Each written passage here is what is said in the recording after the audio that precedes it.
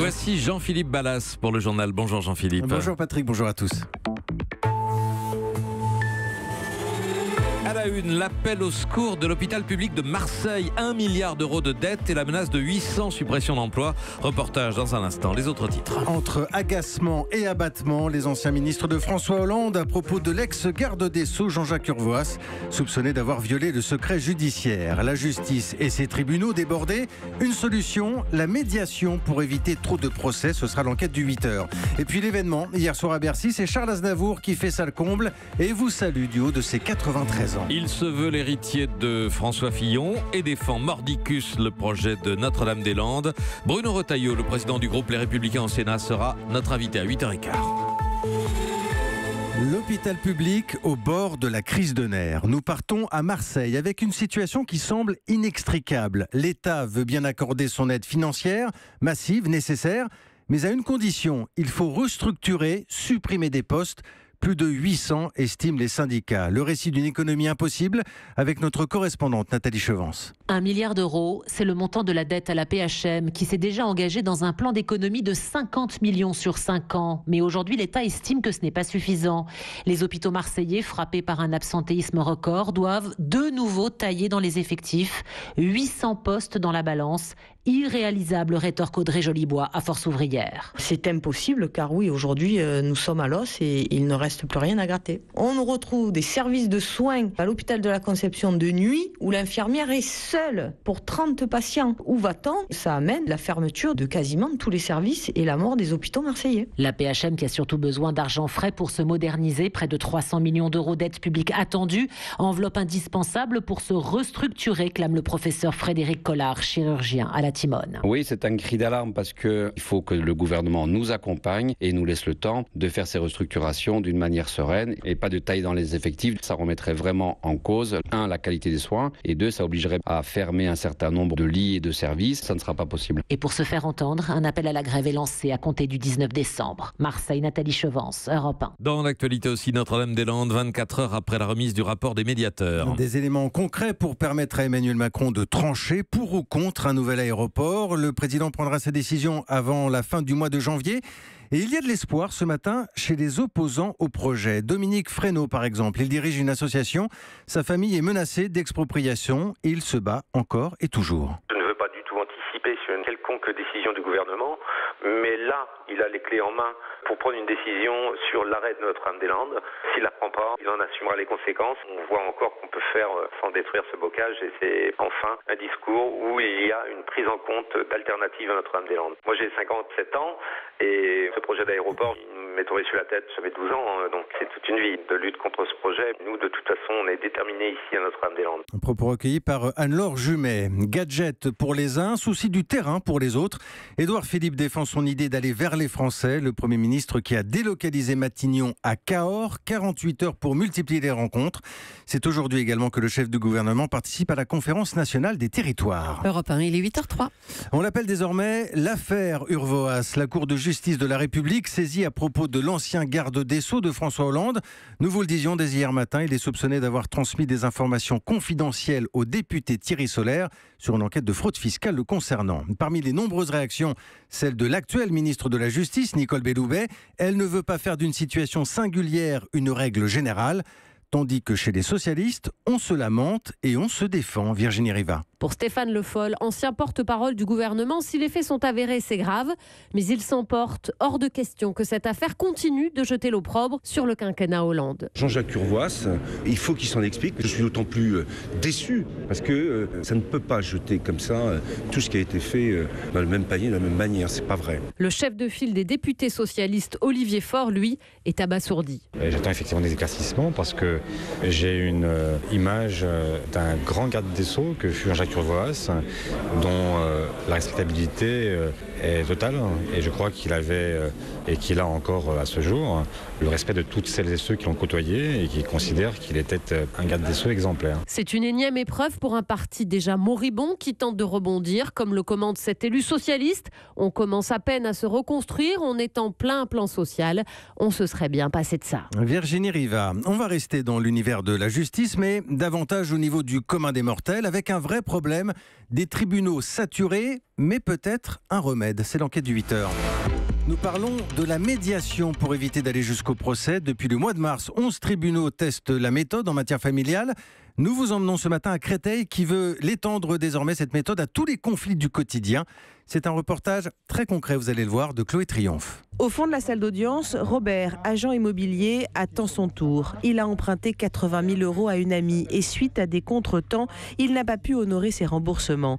Son ami l'a donc assigné au tribunal. Fabrice Vert, le président, leur fait une proposition de dernière minute. Bonjour, l'audience est ouverte, vous pouvez vous asseoir. Affaire numéro 23. Est-ce que dans cette affaire, une médiation vous conviendrait? Robert hésite et finit par accepter. Bon, alors vous allez suivre Monsieur Young. Il quitte donc la salle avec l'avocate de la partie adverse. Direction le bureau du président au bout du couloir où un conciliateur les accompagne. C'est Alain Young, chef d'entreprise à la retraite. Il les installe confortablement. L'important, c'est que les personnes soient à l'aise et puissent s'exprimer. Nous, on est là pour faire ressortir l'équité. Le juge, il applique la règle de droit. Mais la règle de droit n'est pas toujours équitable. La négociation en forme de conversation dure une petite heure et finalement, un accord est trouvé. On va faire un échéancier si vous êtes d'accord. Il est bien évident que s'il y a une des échéances que vous n'honorez pas, c'est fini pour vous, quoi. Voilà. Alors, est-ce que vous êtes d'accord? Oui. Alors, qu'est-ce que vous proposez comme échéance? Alors là, je suis sûr de pouvoir consacrer 5 000 € au remboursement tous les mois, mais je suis persuadé qu'avant la fin de l'année 2018, je rembourserai tout, quoi. Après avoir signé, Robert quitte la pièce. Aussi soulagé qu'étonné, il pensait venir ici pour être condamné. Je suis surpris qu'on m'ait proposé cela. J'étais résigné, quoi. Je savais que j'allais être condamné et que des huissiers viendraient me voir pour me faire payer. C'est bien ce qui s'est passé parce que là, ça me permet d'avoir une solution que je pense vraiment pouvoir tenir, quoi. La médiation au niveau national représente seulement quelques pourcents des affaires civiles traitées chaque année. Mais la loi incite les magistrats à y avoir davantage recours. En matière familiale, par exemple, violence exceptée, elle pourrait devenir obligatoire avant de saisir un juge. Un premier bilan des expérimentations sera livré en janvier prochain. L'enquête du 8h signée ce matin, Chloé Triomphe. Dans un instant la suite et notamment Charles Aznavour à Bercy, soirée qui fut un triomphe. Vous allez le voir, à tout de suite.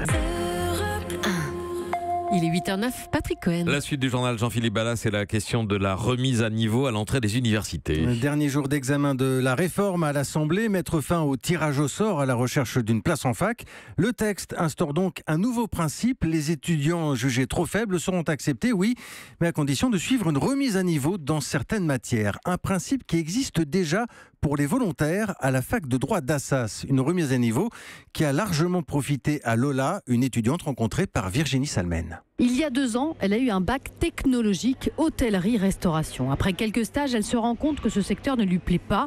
Elle n'ose plus croire en son rêve de petite fille, devenir avocate pénaliste. Comme tous les étudiants à l'entrée d'Assas, elle passe un test de logique indicatif pour connaître ses chances de réussite. Et donc moi j'avais 7% de chances pour passer en 2e année. Alors Laura suit la remise à niveau en plus des cours, 3 heures de culture générale par semaine, 3 heures de français, 1 heure de tutorat.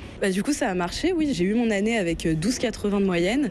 J'ai beaucoup travaillé bien sûr parce que je suis très motivée. Dans une filière comme le droit qui est très sélective, qu'on vient d'un bac technologique, ça rassure quand même de se dire qu'on va quand même être suivi un minimum. Parce que en droit constitutionnel, on va nous parler d'une période de l'histoire.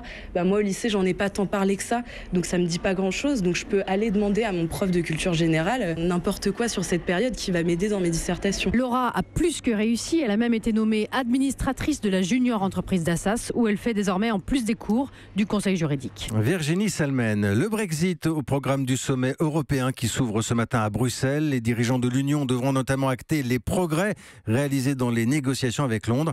Et ce malgré une première ministre Theresa May fragilisée dans son pays. Le Brexit, on en parle aussi avec vous, Daniel Fortin du journal des Échos. Bonjour. Bonjour Jean-Philippe. Vous nous dites que Paris veut dérouler le tapis rouge pour attirer les banquiers de la City chassés par le Brexit. Une nouvelle mesure à l'étude, elle concernerait les plus hauts revenus. Oui, et l'idée est d'accorder un allègement de charges sociales aux financiers gagnant plus de 250 000 euros par an. La décision serait annoncée en janvier prochain et l'objectif, vous l'avez dit, c'est de rendre Paris attractif pour les banquiers de la City. Pour l'instant, ça n'est pas le cas. Si on prend l'exemple de Francfort, l'autre grande place financière européenne, les charges y sont 15 fois moins élevées pour les hauts salaires.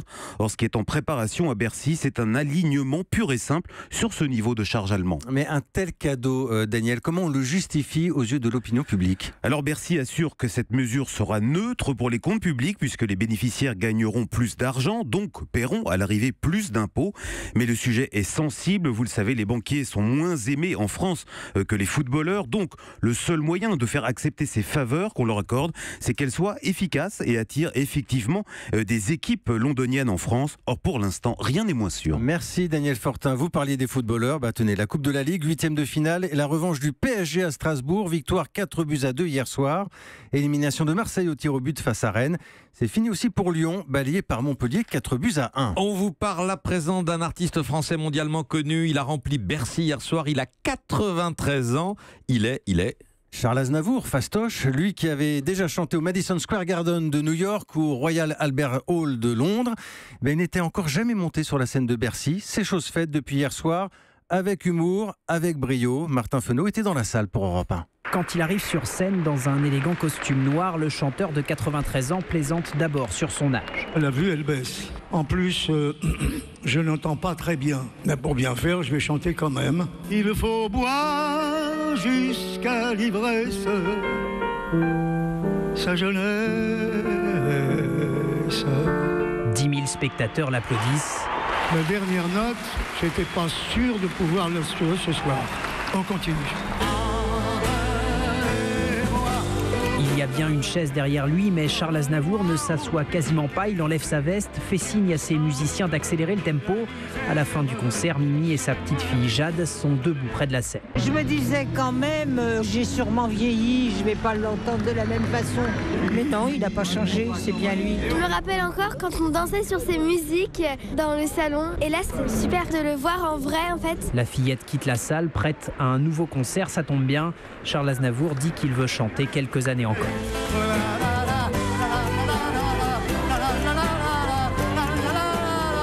Imaginez Aznavour qui fêterait ses 100 ans sur scène. Allez, je lance les paris. Il en rêve, il en a parlé il y a quelques semaines, il était notre invité à 9h sur Europe 1. Merci, c'était Jean-Philippe Ballas pour le journal. Europe 1.